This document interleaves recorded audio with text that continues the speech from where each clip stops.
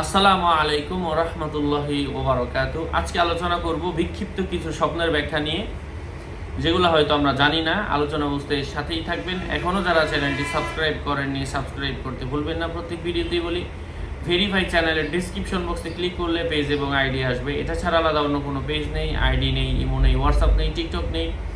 নাম ছবি দেখে বিভ্রান্ত হবেন না। প্রত্যেক ভিডিওতে আলাদা আমি সাবধান করি, সতর্ক করি। স্বপ্নে নতুন কোনো কাপড়ের টুকরা দেখার অর্থ হচ্ছে সম্পদের অধিকারী হওয়ার সম্ভাবনা। নতুন কাপড় টুকরো টুকরো করতে দেখার অর্থ হচ্ছে এই স্বপ্ন যে দেখবে তার কোনো লাভ নাই, কোনো ক্ষতি নাই।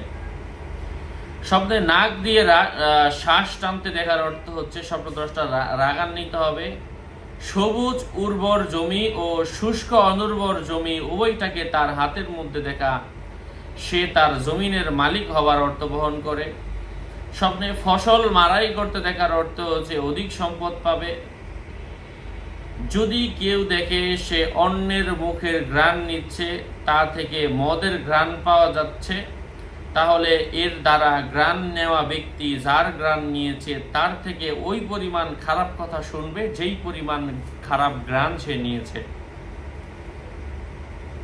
যদি কেউ দেখে স্বপ্নদ্রষ্টা চুল বমি করছে, মানে সে বমি করতেছে, বমির সাথে চুল বের হচ্ছে, হারাম সম্পদ পাবে। স্বপ্নে সুতো দেখার অর্থ হচ্ছে স্বপ্নদ্রষ্টা অধিক সম্পদের অধিকারী হবে। এমনিভাবে সুই দেখার অর্থ হচ্ছে স্বপ্নদ্রষ্টার হাতে টাকা পয়সা আসবে। যদি কেউ দেখে সূর্য একটি বিশেষ অন্ধকার স্থানে উদিত হয়েছে এবং সূর্যের আলো সাধারণত যে ধরনের হয়ে থাকে সেই রকম নয়, তাহলে এর দ্বারা সেই স্থানে যুদ্ধ বা আগুন লাগা বা মহামারী বা প্লাবিত হওয়া উদ্দেশ্য হবে।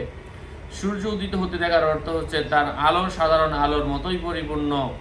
কোনো স্থানে বেশি পানির মাধ্যমে প্লাবিত হতে দেখার অর্থ হচ্ছে ওই এলাকার মধ্যে বন্যা হওয়ার সম্ভাবনা রয়েছে এবং অসুস্থ হওয়ার সম্ভাবনা রয়েছে, রোগ বালাই বৃদ্ধি পাওয়ার সম্ভাবনা রয়েছে। আশা করছি উপকৃত হয়েছেন। আরও আপডেট পেতে সাথেই থাকবেন। আসসালামু আলাইকুম রহমতুল্লাহি ওয়া বারাকাতুহু।